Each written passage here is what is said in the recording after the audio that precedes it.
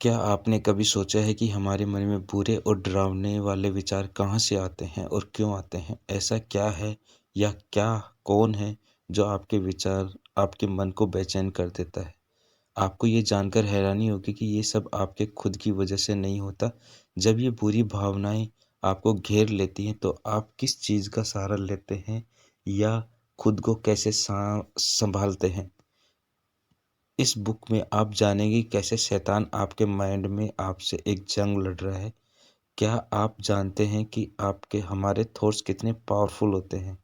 शैतान तो ये बात बहुत अच्छे से जानता है और इसलिए वो हर रोज़ आपके दिमाग में घुसने की और उस पर हमला करने की कोशिश करता है। आपको ये भी पता चलेगा कि शैतान ऐसा कैसे करता है और उसे लड़ने के लिए आप क्या कर सकते हैं।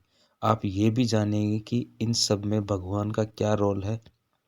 आपको उनके रहस्यी तरीकों के बारे में पता चलेगा। इस बुक के ख़त्म होते-होते आपके पास उस शैतान को हराने के हथियार होंगे और आप उसके साथ आधी जंग भी जीत चुके होंगे। तो आइए बिना देर किए जंग के मैदान में चलते हैं। The mind is the battlefield. इस बुक के ऑथर जोयस जब बाइबिल पढ़ रही थी तो उन्होंने कुछ महसूस किया। बाइबल में भगवान के शब्दों में कई बातें ऐसी लिखी हुई थी जो इंसान के माइंड में के पावर के बारे में बताती है, जिसका एक एग्जाम्पल है प्रोवर्ब 2:3-7। बाइबल के किंग्स जेम्स के वर्जन में यह कहा गया है कि एक आदमी अपने दिल में जो सोचता है वो वैसा ही बन जाता है। हमारे विचार हमारे एक्शन को कंट्रोल करते हैं। नेगेटिव माइंडसेट होने से नेगेटिव जीवन ही मिलेगा, लेकिन भगवान पर ध्यान फोकस करना हमें पॉजिटिव माइंडसेट देगा। पॉजिटिव माइंड के ज़रिए हम उन रास्तों को देखना शुरू कर देंगे जो भगवान ने हमारे लिए बनाया है और उस पर चलने लगेंगे। इन्फिसियो का शास्त्र कहता है कि असल में हर इंसान एक जंग लड़ रहा है। अब ये कोई आम जंग नहीं है। यहाँ खून बहाए जाते हैं, बम गिराए जाते हैं। बाइबल में जिस जंग का जिक्र किया जा रहा है वो शैतान और उसकी सेना के साथ हमारी स्पिरिचुअलिटी यानी आध्यात्मिक जंग है। शैतान अक्सर हमें धोखा देने की कोशिश करते हैं। वो हर उस चीज़ को दिखाता है जो झूठी है। शैतान कभी हमसे तुरंत झूठ नहीं बोलता। वो अपना समय लेता है क्योंकि आपको कमज़ोर करने के लिए वो एक शानदार प्लान बना रहा होता है। शैतान धीरे-धीरे हमारे मन में डाउट, डर, शक जैसे बीज बोने लगता है। शुरुआत में हमें इसका एहसास नहीं होता, लेकिन बाद में ये हमें अपनी गिरफ्त में लेने लगता है। हमें चारों ओर से घेरने लगता है। शैतान में बहुत पेशेंस होता है। वो हमारे मन में जैसे एक किला बना लेता है और उसे भगवान के बारे में जो हमारा विश्वास और विचार है उसे झूठा साबित करने में लग जाता है। इस किले का मकसद है हमें हराना। ये किला ऐसा एरिया है जिससे हम अपने गलत विचारों द्वारा कैद हो जाते हैं। ये सब हमारे माइंड में चलता रहता है। मन इसके जंग का मैदान बन जाता है। आइए इसे एक कहानी से समझते हैं, जहां आप देख पाएंगे कि मार्था और जोश के दुखी शादीशुदा जिंदगी में मन की लड़ाई कैसे होती है। मार्था जोश ने खुशी नहीं थी। वो दोनों हमेशा झगड़ते रहते और एक दूसरे को कड़वी बातें सुनाते रहते। यहाँ तक कि अपने दोनों बच्चों में भी नफरत और तनाव को महसूस करने में लगे थे। मार्था और जोश को घर का हेड नहीं बनने देना चाहती थी। वो अपने खुद ही चलाना वाली इंडिपेंडेंट औरत थी। वो सोचती थी कि हमेशा हर फैसला लेने का अधिकार सिर्फ उसके पास होना चाहिए। अब आप सोच रहे हो कि ऐसी हालत में मार्था को भगवान की शरण में जाना चाहिए। भगवान इस यात्रा में उसकी मदद करेंगे, लेकिन बात यह है कि मार्था भगवान पर विश्वास नहीं करती थी। वो ये भी जानती थी कि उसमें ऐंठ है और अपना रवैया खराब है, लेकिन वो ये नहीं जानती थी कि उससे बदलना या ठीक कैसे करना है। वो इस तरह रिएक्ट करती थी जैसे कि क्योंकि वो रिएक्ट करने का कोई और तरीका जानती नहीं थे। यहाँ प्रॉब्लम ये है कि मार्था के मन में एक किला बना हुआ था जो जोश से मिलने से बहुत समय पहले ही बन गया था। बचपन से ही शैतान इस किले को मार्था के मन में मजबूत करता जा रहा था। क्या लगता है आपको इसका क्या कारण हो सकता है? कारण ये था कि मार्था का बचपन बहुत दर्दनाक था। जब भी उसके पिता का मूड खराब होता तो वो उसे बुरी तरह मारते, उसे तकलीफ पहुंचाते। मार्था और उसकी माँ ने इस बुरे व्यवहार में कई सालों तक सहा। जब जैसे जैसे मार्था बड़ी होने लगी, शैतान का उस पर असर होने लगा। उसके मन में अब आदमियों के खिलाफ एक मजबूत किला बनकर तैयार हो गया था। मार्था के मन में ये बात बैठ गई थी कि आदमी बेईमान होते हैं और भरोसा करने के लायक नहीं होते हैं। उसे लगने लगा कि आदमी हमेशा उसका गलत फायदा उठाएगा। इसलिए मार्था ने ठान ली कि अब कोई उसके साथ बुरा व्यवहार नहीं कर सकता, इसे हुक्म नहीं दे सकता, इसे क्या करना है कैसे करना है, खासकर आदमी तो बिल्कुल नहीं। अब उसके मन में शैतान ने जो किला बनाया था उसे तोड़ने के लिए मार्था क्या करती है, उसके पास एक ही हथियार है, भगवान की कही हुई बातों को फॉलो करना। लेकिन सिर्फ बाइबल पढ़ना और सुनना काफ़ी नहीं है। मार्था को बार बार भगवान की कही हुई बातों को एक हथियार के रूप में इस्तेमाल करना होगा। और भी स्पिरिचुअलिटी हथियार है जिसका हम इस्तेमाल कर सकते हैं, वो है स्तुति, प्रार्थना। जितना ज़्यादा आप भगवान की सेवा करेंगे, उनके गुण गाएंगे और उनकी कही हुई बातों को फॉलो करेंगे, उतना ही ज़्यादा आप अपने विचारों और शब्दों के इम्पोर्टेंस की जान पाएंगे। इन बातों को फॉलो करने से आप जानेंगे कि पवित्र आत्मा हमेशा आपके गाइड कर रही कर सही रास्ता दिखाने के लिए तैयार रहती है। इंसान शरीर के मन में ही बातों में ध्यान लगाता है, लेकिन स्पिरिचुअलिटी हमें आत्मा की बातों पर मन लगाना सिखाती है। आपकी सेवा या स्तुति ऐसी नहीं होनी चाहिए जिसे आप सिर्फ करने के लिए कर रहे हैं, बेमन से। आपको इसे पूरे मन से, सच्चे दिल से। प्रार्थना का मतलब होता है मांगना, भगवान से बात करना। ये उनसे मदद मांगना है और उनके साथ एक गहरा रिश्ता जोड़ना है। प्रार्थना के जरिए हम भगवान से जुड़ते हैं। ये जुड़ाव हमें सच की ओर ले जाता है और सच हमें हर बंधन, हर झूठ से आज़ाद कर देता है। इन्हीं हथियारों के द्वारा मार्था अपने मन में बने किले को तोड़ पाएगी। तब जाकर वो ये सच्चाई जान पाएगी कि हर आदमी उनके पिता की तरह नहीं होता है और उसका पति तो बिल्कुल उसके पिता की तरह नहीं था। आइए बढ़ते हैं दूसरे चैप्टर की ओर, द विटल नेसेसिटी।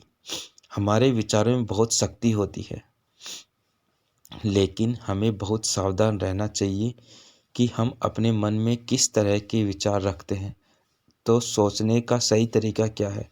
सही तरीका है जब हमारी सोच भगवान की नहीं कही हुई बातों के सामने समान हो जाती हैं या उनसे मेल खाने लगती हैं। ऑथर इस बात पर जोर देकर कहती है कि अगर आपका माइंड नेगेटिव है तो आप कभी एक पॉजिटिव जिंदगी नहीं जी सकते। रोमन्स 8.5 दो अलग अलग माइंड के बारे में बताते हैं। पहला जो हमारे शरीर का दिमाग है और दूसरा जो हमारी आत्मा का दिमाग है। शरीर का दिमाग उन विचारों के बारे में बताता है जो गलत है, और ये उन नेगेटिव विचारों के बारे में बताता है जो हमारे मन में आते हैं। उसे इसलिए मांस का दिमाग कहा जाता है, क्योंकि हम अपने लिए बुरी और अपवित्र चीज़ें रखते हैं। हम अपने शरीर की इच्छाओं को पूरी करने लगते हैं, भले ही वो भगवान की कही हुई बातों के खिलाफ ही क्यों ना जाता हो। ये मांस का दिमाग हमें पॉजिटिव जीवन जीने से रोक देता है, लेकिन आत्मा के दिमाग की सुनना ज़्यादा ज़रूरी है, क्योंकि ये भगवान की तरह सोचने जैसा है, जिससे पवित्र आत्मा संतुष्ट हो जाती है। मान लीजिए आपको अपने बैंक में कॉल आता है कि आप ने अपने अकाउंट में $850 ज़्यादा निकाल लिए हैं। इसे सुनकर आप बहुत हैरान और शर्मिंदा हो जाते हैं। आपको याद आता है कि शायद इस महीने आप अपने अकाउंट में पैसे जमा करना भूल गए हैं। आप जल्दी से जल्दी बैंक पहुंचकर पैसे जमा करते हैं। इस मुद्दे को तुरंत हल करने में अलग और मुश्किलें खड़ी नहीं होंगी। इसी तरह ऑथर सलाह देती है कि आप अपने मन को भी नया बनाइए। अगर आप सालों से गलत ढंग से सोच रहे हैं, आपका जीवन अनऑर्गेनाइज्ड बनकर रह जाएगा। एक बात हमेशा याद रखें कि आपका जीवन तब तक अनऑर्गेनाइज नहीं बन सकता जब तक आपका मन ऑर्गेनाइज नहीं बनेगा। शैतान ने आपके मन में जो किला बनाया है उसे तोड़ने के लिए आपको सीरियस होना पड़ेगा। आपको भगवान की बताई हुई बातें, उनकी स्तुति और प्रार्थना के हथियारों का इस्तेमाल करके हर किले को तोड़ना होगा। अपने मन को पॉजिटिव बनाने के लिए भगवान से मदद मांगे। पवित्र आत्मा आपकी मदद करेगी। उन पर विश्वास करें। आप अकेले शैतान को नहीं हरा सकते, इसलिए भगवान में विश्वास करने के लिए सही सोचना बहुत ज़रूरी है। ये बिल्कुल जिंदा रहने के लिए दिल की धड़कन जितना ज़रूरी है। जिस तरह आपको फिजिकल शरीर को जीने के लिए खाने की ज़रूरत होती है, उसी तरह आपके स्पिरिचुअल जीवन को भी पोषण की ज़रूरत होती है। ये हम हर रोज़ कुछ समय भगवान के साथ बिताकर हासिल करते हैं। बाइबल कहती है, एक पेड़ हमें अपने फलों से ही जाना जाता है, लेकिन जीवन का भी यही सच है। विचारों में फल लगते हैं। अच्छे विचार हमारी ज़िंदगी में अच्छे फल लाते हैं और बुरे विचार, एक अच्छा इंसान कभी दूसरों के बारे में बुरा नहीं सोचता। उसी तरह एक दुष्ट इंसान के विचार कभी अच्छे नहीं होते। When is my mind normal? भगवान में विश्वास करने वालों के माइंड क्या स्टेट होने चाहिए? इस सवाल में गोता लगाने से पहले आपको एक प्रिंसिपल के बारे में पता होना चाहिए कि मन आत्मा की मदद करता है। जब कोई इंसान भगवान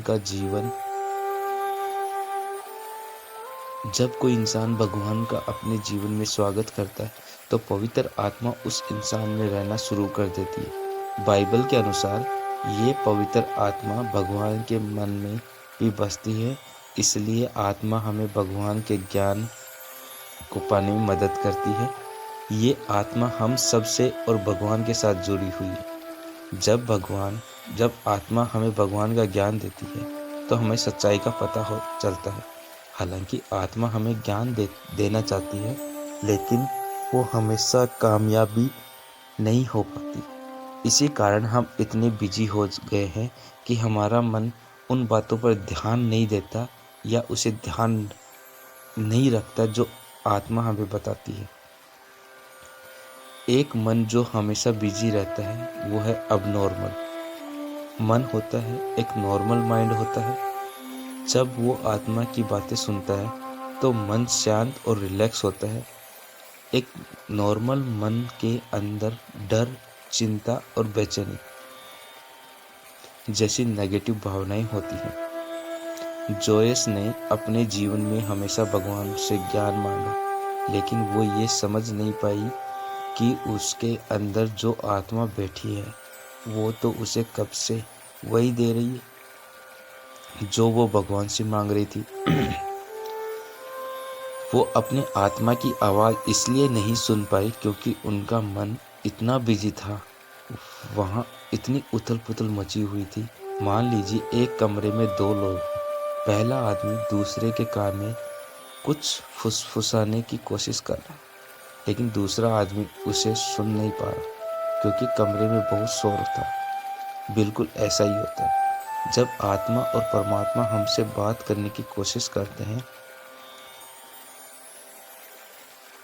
तो आत्मा बहुत कोमल होती है, उसकी आवाज़ धीमी होती है। इसलिए हमें अपने मन को जितना संभव हो सके उतना शांत रखना चाहिए, ताकि हम ये सुन सके कि आत्मा हमसे क्या कहना चाहती है।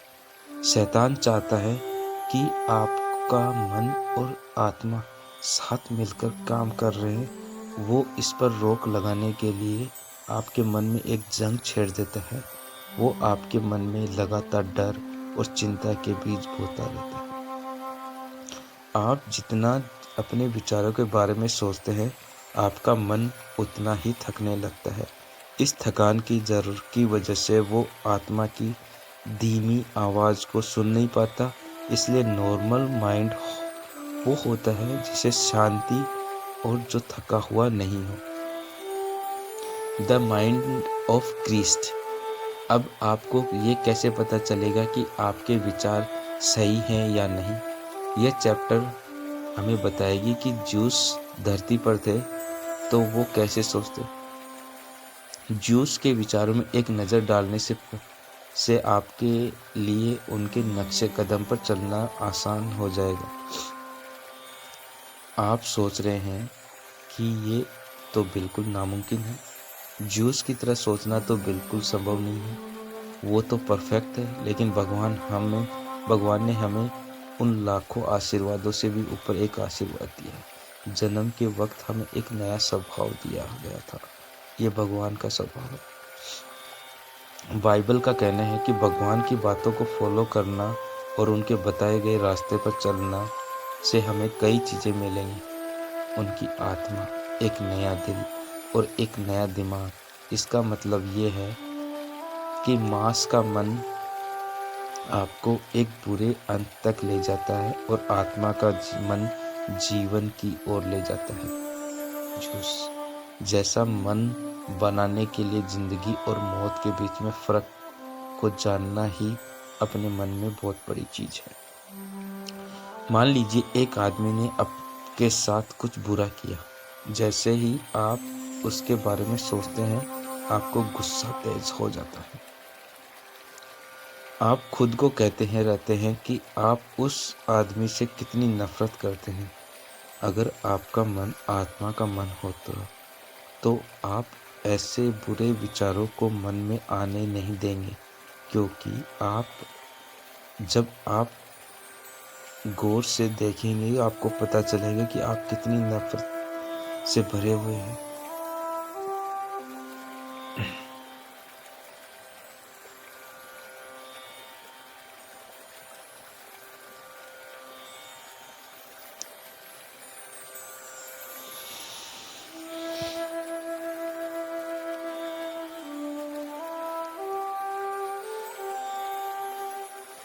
इससे आप परेशान होंगे, बेचैन होंगे और आपका सिर भी दर्द कर सकता है। दूसरी ओर आत्मा का मन आपको यही बताएगा आपको ज़िंदगी में कितनी चीज़ें मिली हैं, आप कितने भाग्यशाली हैं। जैसे सोच रखने का तरीका है पॉजिटिव विचार बनाए रखना, क्योंकि आपका मन बहुत पावरफुल होता है, इसलिए इसे सिर्फ पॉजिटिव विचारों से ही भरना चाहिए।